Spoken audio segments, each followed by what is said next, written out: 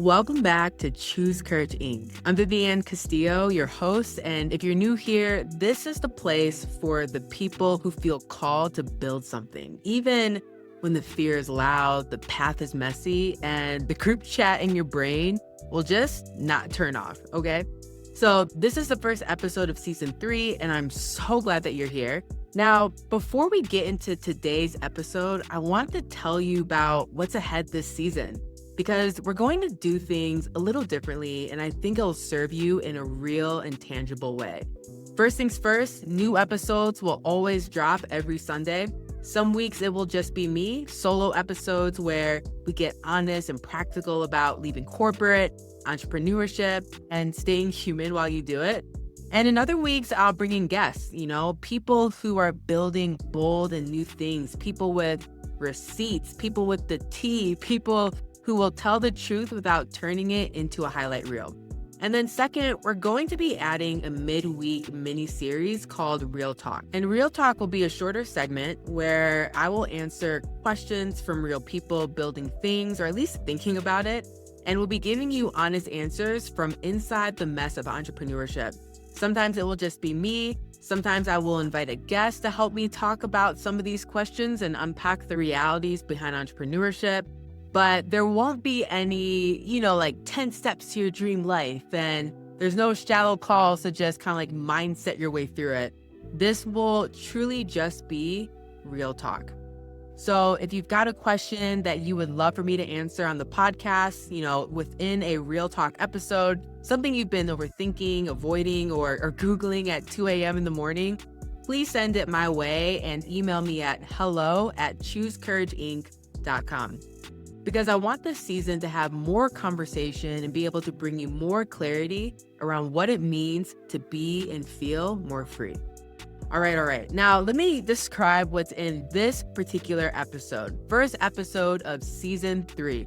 This episode comes from a talk that I gave during the walkout, which was an online 2-day experience for UX folks interested in building a life and career outside of corporate without regret, guilt, or starting from scratch.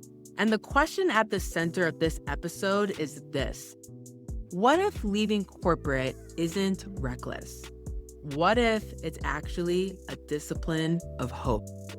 Because hope isn't a feeling that arrives fully formed. It's a muscle, and you strengthen it with every choice to keep building the life that you want, even when fear tells you to stop. And if you're tired of feeling stuck, but you're also terrified of what leaving might cost you, then I want you to hear this clearly. Hope without a plan is just anxiety with a smile. And so in this talk, I walked through what transforms hope from wishful thinking into sustainable action. Not blind optimism, but a plan, a community, and something meaningful and profitable to build toward. So in this episode, you'll hear why hope is a practice and the daily choices that strengthen it, even when staying feels safer. We'll also talk about the real cost of staying and why it's almost always higher than the cost of leaving. What hope actually needs to survive your transition into entrepreneurship, and no, it's not motivation or a perfect plan. And lastly, we'll dive into why hope needs something concrete to build toward and what that something is and could be.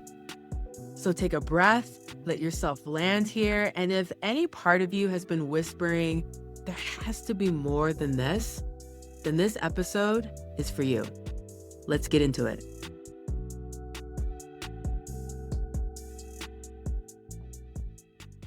My name is Vivian Castillo, and some of you might know me from being the founder of Humanity Centered, which was, FastCo award-winning consultancy that I built that really was around helping organizations be more trauma-informed and human-centered, as well as helping to think about that in terms of their product design.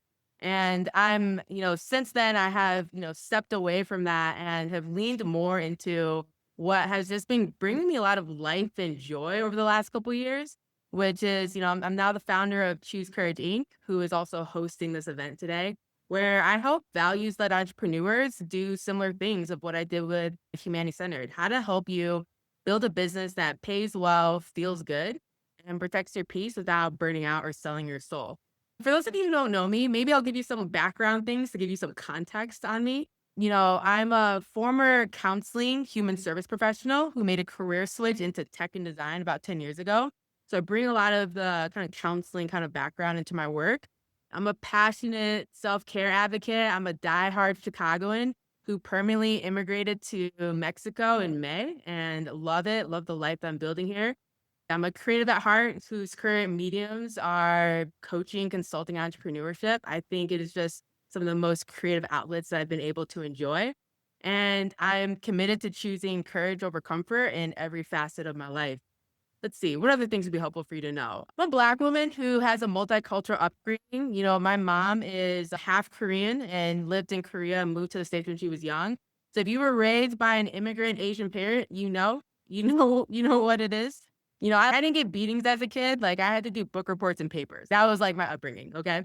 Born and raised in the States. Let's see, I'm an INFJ for those of you who care. If you're into the Enneagram, I'm a three wing two. Although I've noticed I recently took it, and maybe it's because I'm just healing more and I'm just in a better space and place. Now I'm a two-wing three. For those of you who know, let's see, I'm a Cancer, Libra for moon and rising. I am 4 years, 11 months, and 14 days sober of working in corporate America, and damn, it feels good. I also have my master's in counseling and I have my master's in theological studies, which a lot of people don't know that I have that degree. But when you're working with people who are suffering and in crisis, things like where is God and like spirituality always come up. So these are just, again, some context. And this all influences how I'm going to be approaching this topic. And it also influences the way that I bring more of a practical as well as a more like emotional therapeutic lens to my work. So before we get going, though, I wanted to kick us off today with a story from the early 1900s. Some of you may have heard me tell this story before, but I want to take you back to how psychiatric hospitals had a peculiar way of determining whether someone was sane enough to re-enter society. They would bring a patient into a room with a sink where the staff would then place a plug in the sink, turn on the faucet, and wait for the sink to overflow. And as water bubbled over the ledge and splashed onto the floor below, the patient was then handed a mop, and the staff would leave the room, closing the door behind them. And then after some time had passed, they would return to check in on the patient. Now, if the patient had turned off the water, unplugged the sink, and mopped up the water that had spilled onto the floor, they were deemed as ready to go home and enter back into society. But if the patient opted to frantically mop as water continued to gush over the sink and onto the floor, failing to remove the sink's plug and turn off the faucet, they were deemed as needing more time in the psychiatric hospital because they had failed to acknowledge and address the root of the problem. And so many of you, when it comes to making your corporate job work in a system that was never designed with your ability to thrive in mind, are frantically mopping. You know you're capable of more than what your role currently allows. You can feel it.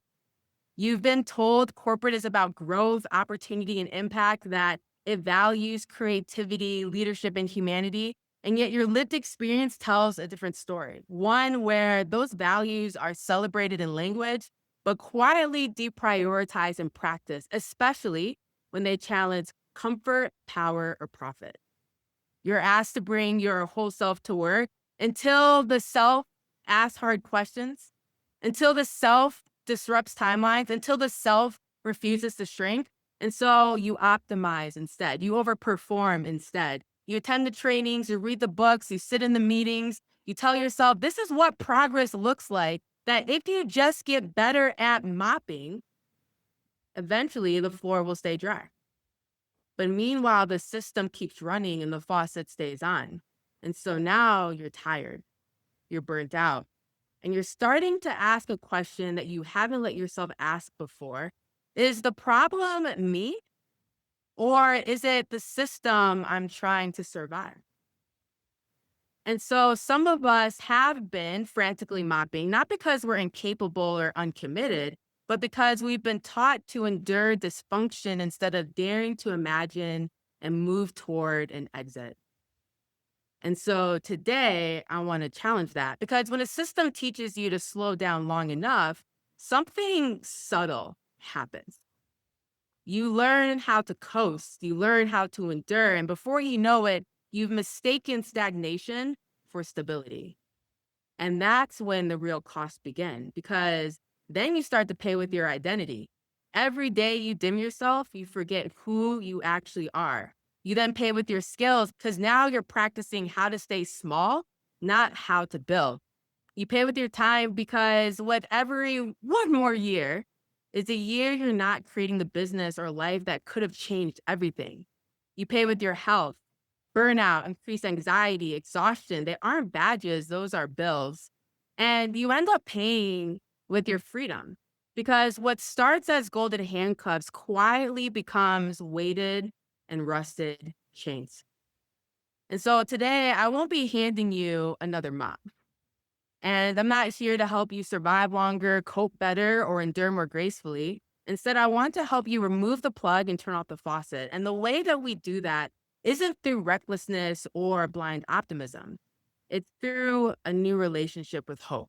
Not hope as a feeling, not hope as wishful thinking, but hope as a discipline, as a practice, as a set of choices you make toward building a life that doesn't require constant cleanup. And so we sent this survey to y'all before the event and we asked this question: what's the biggest thing keeping you stuck right now? And 75% of you said financial uncertainty and need for stability. But you know what I see and hear when I read that? I actually hear something much more human, and I hear fear. But let me offer you a gentle reframe. And it's that most people aren't actually afraid of leaving. They're experiencing learned helplessness. And that's a good thing. We can work with this, okay? Learned helplessness doesn't mean you lack courage. It often means that you've been conditioned over time to believe that you have less agency than you actually do. So then what's the difference between helplessness and powerlessness? I'm so glad you asked. This is a really, really important question that we have to answer. You know, in Dan's presentation, he talked about the ceiling and the floor. And understanding this is key to not staying at the floor of emotional dysregulation and enjoying the heights of creativity, not just in business, but also in life. And so I think the easiest way to remember the difference is that helplessness is all about the internal, whereas powerlessness is all about the external. So when I'm thinking about helplessness, helplessness comes from inside us. It's this feeling often originates from our internal beliefs and perceptions about our abilities and effectiveness in handling situations. So, for example, you want to leave corporate, but you keep thinking, I'm not entrepreneurial. I wouldn't know where to start. I'm not the kind of person who takes risks. And no one is stopping you from exploring those options, right? No one is stopping you from talking to people or even testing ideas, but the belief that you'd fail keeps you frozen. And so the barrier isn't your ability, it's belief. This is helplessness. But with powerlessness, this typically stems from external factors beyond our immediate control. Things like systemic barriers, societal norms, or decisions made by others that limit our options. It's not about what we believe about ourselves, but about real world constraints that dictate what is or isn't possible in a given moment. And while powerlessness can feel just as frustrating as helplessness, the key difference is that no amount of personal effort or mindset shifts alone will remove these external obstacles. For example, the job market is volatile. The situation is caused outside of my control and my circumstance, and I have no immediate control over it. Now, that brings me into the source of control and how that differs between helplessness and powerlessness. For helplessness, it's centered on feeling inadequate to change our situation, often regardless of our capabilities. So, again, imagine if you want to start your own business, but you keep telling yourself, I don't have what it takes. I'm not the kind of person who builds something from scratch. No one is physically stopping you from exploring an idea. No one is stopping you from talking to potential customers or even testing your offer. You could take low risk steps, research, conversations, side projects, but the belief that you'd fail keeps you from even starting. Helplessness is more about this internal block, right? It's when we believe we can't do something, even when we technically can't. I mean, Dan just showed us how to do that from a numbers perspective. And often this belief comes from past experiences, fear of failure, or a deeply ingrained narrative about who gets to be a founder or a business owner. But in reality, the capacity to build is already there. What's missing isn't ability, it's trust in your ability to begin. But for powerlessness, you're building, let's say you're building your business. I'll give you an example, a real example of a client I'm working with right now. You're building your business and relying on a platform like Upwork to find clients. And then one day your account is banned. You appeal the decision, but it's final. There's nothing you can do to reverse it. No amount of effort, explanation, or mindset work changes that outcome. The door is closed. Now, powerlessness happens when external forces are in control, and no amount of effort, willpower, or positive thinking will change the situation. Unlike helplessness, where the barrier is mental, powerlessness is when actual constraints exist. The key here, though, is recognizing when something is truly out of our hands and figuring out where we do have choices, like staying patient, adjusting expectations, planning differently next time. So even with this example, powerlessness doesn't mean you're out of options. We're actually building a whole different market stream in light of this, in light of my client going through this right now. But what it means is that this particular path is no longer available. So the work becomes shifting your focus from what you can't control to what you still can. Identifying alternate platforms, building direct relationships, leveraging your network, or developing new ways to source clients. And yet, powerlessness is about recognizing what's out of your control, but you also still have to identify where choice still exists. A lot of people just build a home in powerlessness and they're like, that's it.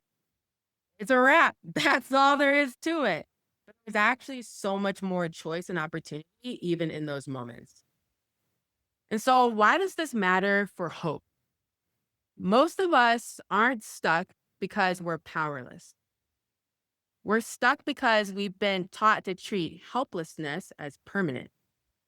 And so, hope as a discipline begins here by learning to tell the difference between what you can't change yet and what you've simply stopped believing you can. Again, it's one of the many reasons why I love Dan and Rachel's talks because they're unlocking ways of thinking that maybe we've been finding ourselves stuck in. And they're making us realize, oh, actually, there's a different way. Actually, maybe I can stop frantically mopping and now I can start to reach for the plug. And so once we learn to tell the difference between what we truly can't change yet and what we've simply stopped believing in, or what we've simply stopped believing we can, I often see something else surface. And that something is anger. And I've seen it a couple times appear in the chat as well. Not rage, not bitterness, but a clear, grounded anger that says, this isn't right. So it brings me one of my favorite quotes, and it goes like this. Hope has two beautiful daughters. Their names are anger and courage. Anger at the way things are, and courage to see that they do not remain as they are. And this quote matters because most of us were taught that anger is something to manage, to suppress, or move past as quickly as possible. But anger, when it's honest, is information. It's your nervous system saying, yo, a boundary's been crossed and this ain't it. And for many of us, that anger shows up around how the systems we work within treat us. Anger at how your time is treated as infinitely expandable. Anger at how your creativity is extracted but rarely protected. And to be clear, that anger doesn't make you ungrateful. It means you're paying attention. It means you haven't forgotten yourself. But anger on its own isn't enough because anger without direction hardens into bitterness. And I've seen that a couple times in the chat too. Some people mentioning bitterness because you've been without direction, the anger. Anger without direction hardens into bitterness. And that's where the second daughter needs to show up. And that's courage. Courage to imagine something different and to question the narrative that this is just how it is. Courage to stop believing that you need your employer more than they need you. Because here's the quiet lie many of us absorb, that stability only exists inside working for an employer, that safety only comes from permission, and that leaving is reckless instead of rational. But hope challenges that lie. That's why I love talking about it and just doing it. But in order to challenge that lie, hope needs three. Because what transforms hope from wishful thinking into sustainable action? What does hope actually need? It needs three things. It needs a plan, a path, and people. Come on, alliteration. A plan, a path, people. So let's start with the first one, okay? Hope needs a plan. And when we say hope needs a plan within the context of getting out of a toxic, codependent relationship with an employer, we're really talking about one thing. We're talking about financial reality. And I want to name this plainly because money talk is where hope often goes to die, where we end up shutting down ideas, dreams, and hopes that we have. But it also is where things can become real, which again, appreciate Dan and everything he chopped up in his talk. Because financial planning is also real. Financial planning isn't pessimism. It's not a lack of faith. And I wouldn't even categorize it as you assuming the worst. Financial planning is how you make hope durable. Some of y'all are writing off the possibility of entrepreneurship and you haven't even thought about your numbers. You just write it off. Nope, can't do it. It's too much. It's too hard. But if we're able to sit with our numbers a little bit more intentionally and thoughtfully, it can actually make hope more durable. It can make things see and be more possible. Because without a plan, hope stays abstract.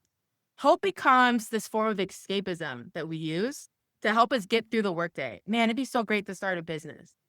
But it's just a form of escapism, and it's not something that you eventually tend to take action on. It floats, it inspires, but it doesn't protect you when fear shows up at 2 a.m. Without a plan, courage burns hot and fast, and then exhaustion sets in. But a plan gives your nervous system something to hold on to. And for many of us, our workplace has taught us a distorted relationship with money, that a paycheck equals safety, benefits equals security, and walking away means falling apart. And I want to challenge this, but let me give you some context first. I moved to Mexico 7 months ago, and I have zero plans on moving back to the States, like ever. No, thank you. And though that has allowed me to build a life and a business that allows me the flexibility and freedom to do what I want and live where I want, is something that I believe capitalism and corporate America hope you never understand.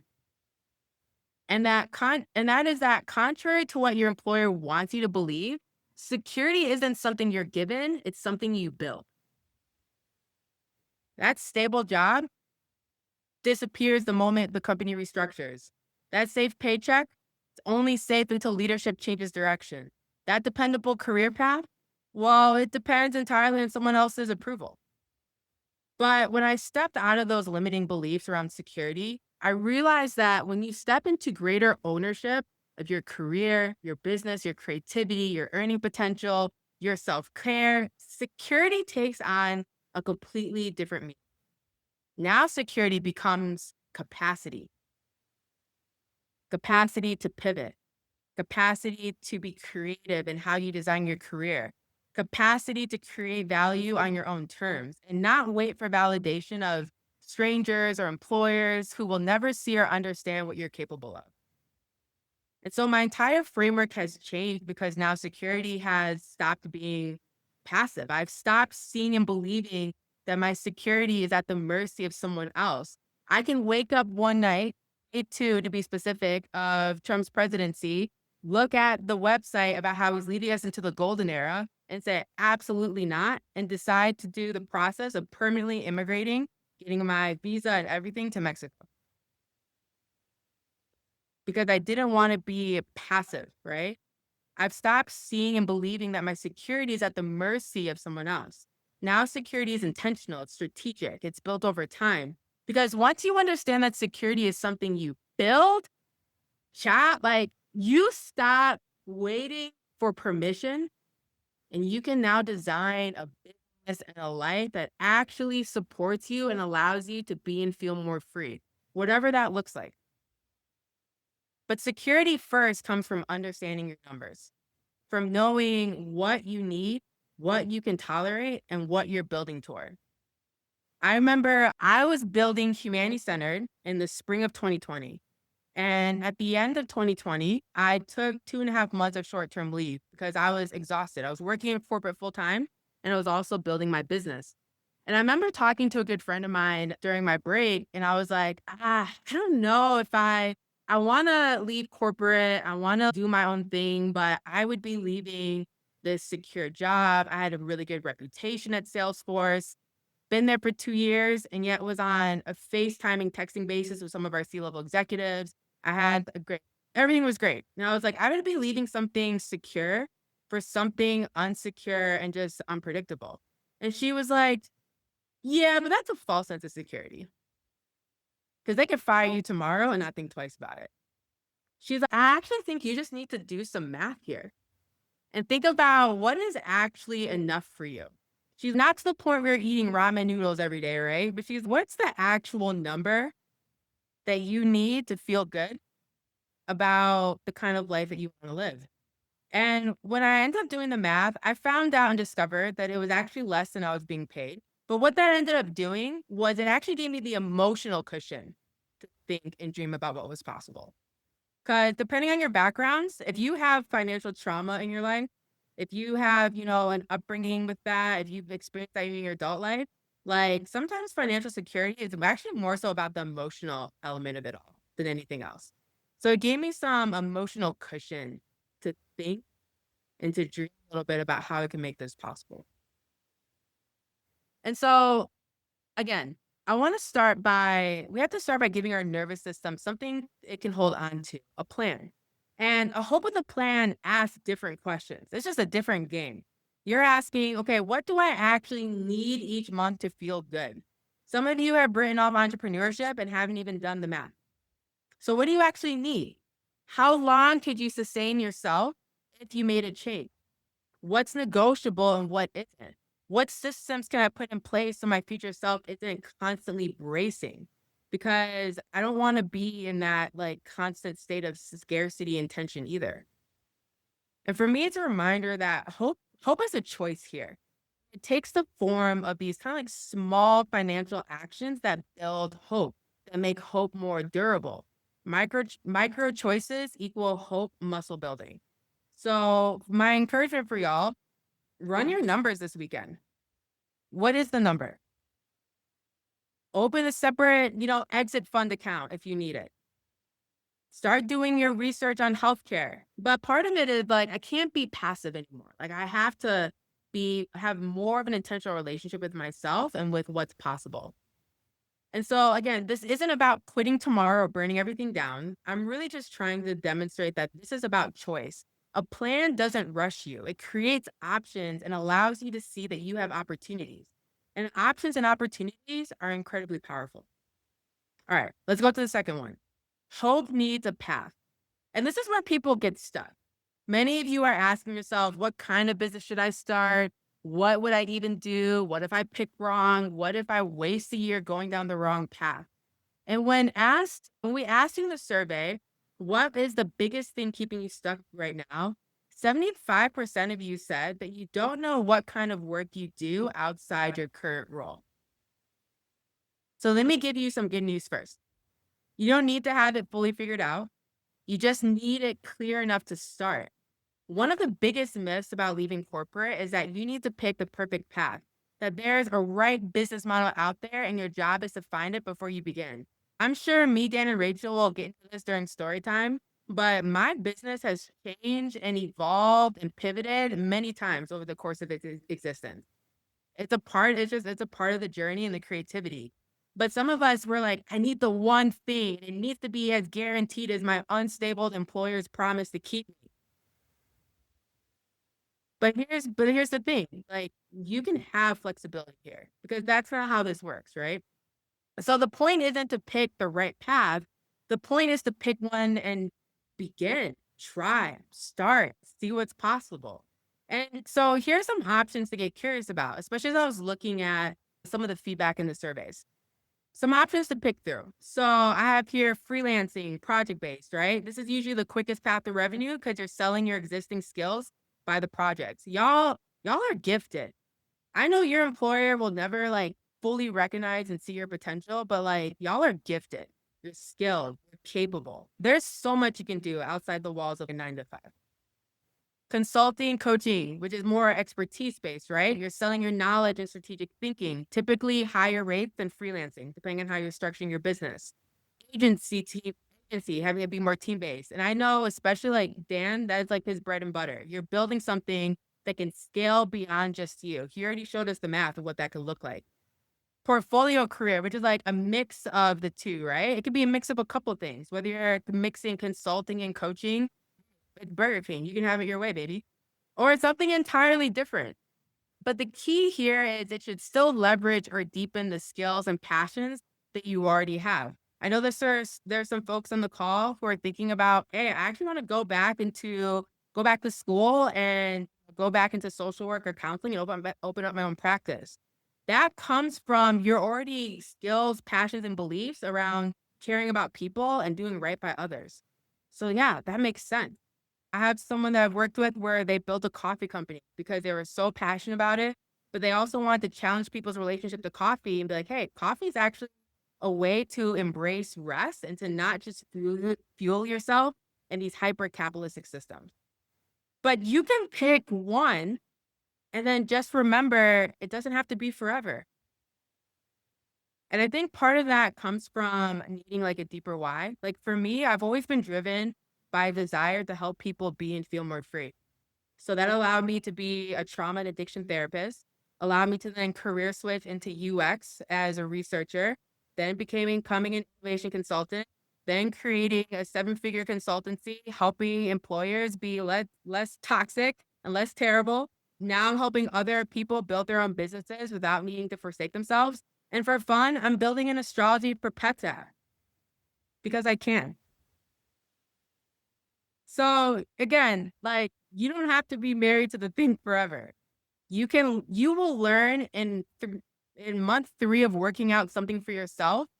You'll learn that that is worth more than 3 years of planning about yourself. Now, I want to talk about what makes any of these paths actually work because you're not leaving to starve for your art or for your passion. That's not what I want to encourage, nor do Dan and Rachel want to encourage. When I talk about constructing profitable offers, I mean something specific. Because again, these are the paths, but you want to be making an offer towards someone that they see it as, yes, I need this, and you're someone I want to work with. Again, Dan was already kind of talking about this. And so I'll give you like super high level quick framework. Market plus problem you solve plus your solution equals your offer. Very high level. Let me give you an example. UX leaders who are struggling with team velocity, I teach people research systems. That's a 5K research process intensive. I'm working with solo founders with no design skills. I will help them to design MVPs of their product. That's an 8K 4-week sprint. But again, I'm just giving you like a framework of how to be thinking about these numbers and plugging things in. You see, and it's specific, right? It's not super vague. That's not, I help people with UX. That's a real offer that someone can say yes or no to. It's a real offer I've had people say yes or no to. And I was able to build humanity centered to the 7 figures by starting here. You know, when I started humanity centered, one of our core offerings in the beginning was a live cohort experience. And I remember going on LinkedIn at the time, and this was before people like hated Starbucks. And I was like, I'm offering, $10 Starbucks gift cards to folks who want to just give me their feedback and thoughts on how they're handling these current problems. Talked about 15 people, understood what they were doing, what was working, what wasn't, what their workarounds were. And from that, created the first offering. And within our first month of business, we made about 75K, which for me was a signal of, okay, this is an offering. This is something that people want and you can support them with. And then it evolved into more B2B kind of consulting work. And now I help professionals do the same thing and try to show you the mistakes I made so you don't have to make them. But the point is that the path doesn't need to be perfect. It just needs to be yours. And it needs to be started. Pick something, test it, keep it moving. That's how the path reveals itself. And last but not least, hope needs people. Many of you are asking, again, what kind of business should I start? What would I even do? What if I pick wrong? And actually, when we asked you, what is the biggest thing keeping you stuck right now? 22% of you said that you don't have a network outside your current company. And I get it. You know, you've been heads down for years. Your work friends are your corporate friends, your trauma bonding buddies, and your LinkedIn is full of people who only know you as an employee. And so the idea of networking feels gross and transactional. But here's the truth that going alone will guarantee failure. Not because you're not capable, not because you're weak.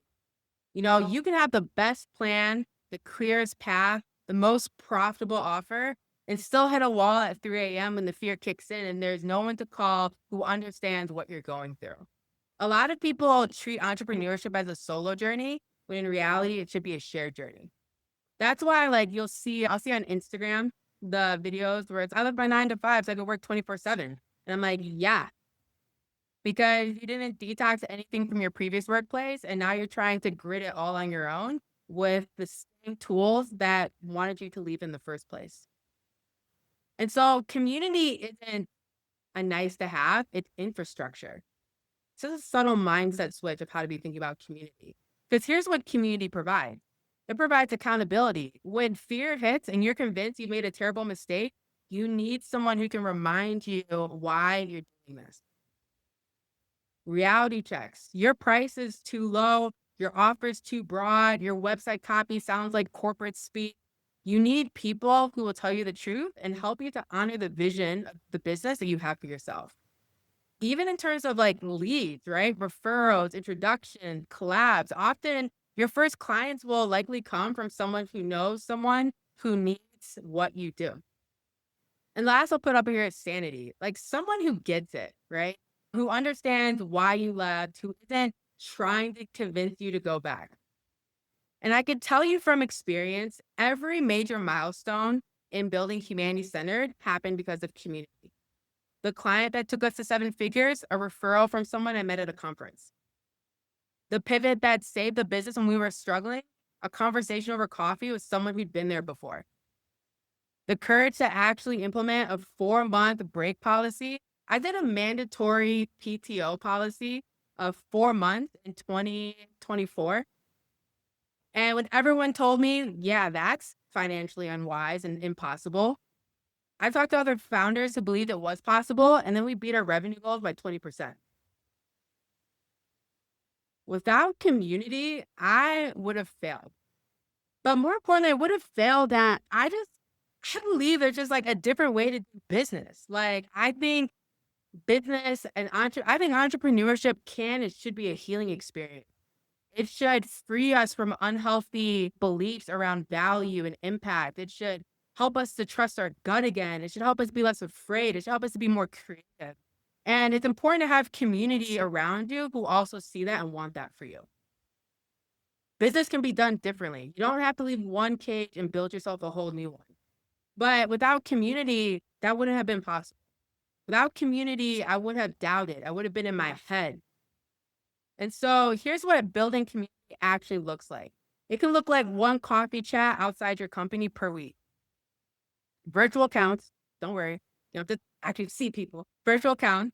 Doesn't have to be formal, but even just one conversation with someone who's not a coworker can be a stepping stone towards building community.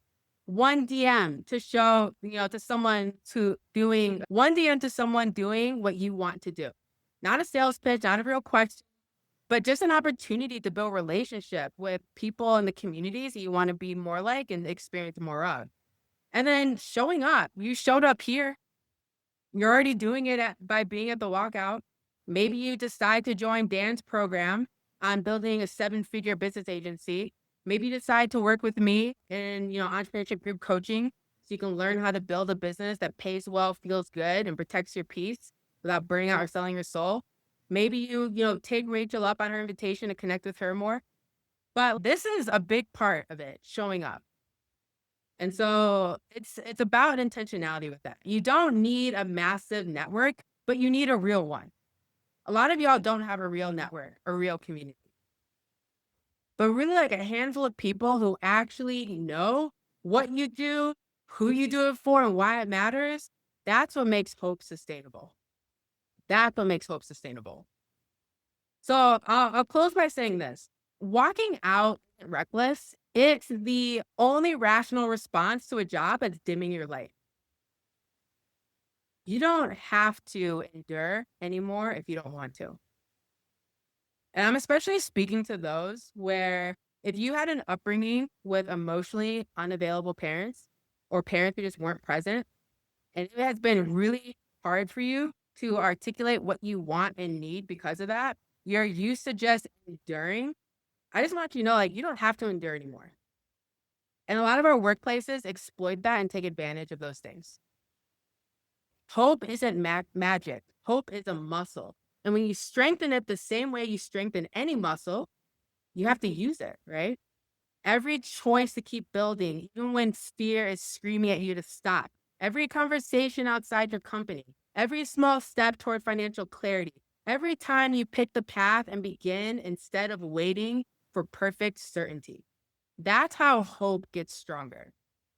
And the three things we talked about today, a plan, a path, and people, these aren't theoretical, they're practical, right? Financial reality, a profitable offer, community that has your back. And that's what makes walking out possible. Rachel, Dan, and I created the walkout because we wanted to help you experience all three of these things. I remember hitting up Dan and Rachel, and I was like, I was seeing an ad for X conference. I'm like, I don't think people want another conference about how to endure and stay in a job they hate. I was like, how do we help people like experience hope and wonder and possibility? How do we help people be less afraid? How do we help people be more curious? And so we're not here to convince you to leave, but we are here to show you it's possible if you want to choose you. And listen, like some of you might stay in corporate for a while as you build your exit path. That's strategic. I understand. Like I was in corporate while I was building my business. I get it. Some of you might leave next month. Some of you might realize corporate isn't actually the problem and find a way to make it work. All of those are valid, but here's what I know for sure. And a lot of this comes from your survey results as well. A lot of you are working through a lot of grief, right? You have grief or you're currently experiencing grief because of what happened to you in these workplaces, how these employers made you feel, how they caused you to stop trusting your gut, how they've caused you to believe more and more that you're not enough, and the ways that your creativity has been extracted instead of protected, the ways your boundaries were ignored, the ways that you were told your worth was conditional on your productivity. And that grief is very real and it deserves space. But also, grief is a hallway. Grief is a hallway.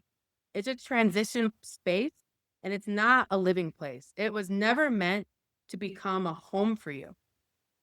And we can't live where we were never intended to take up residence.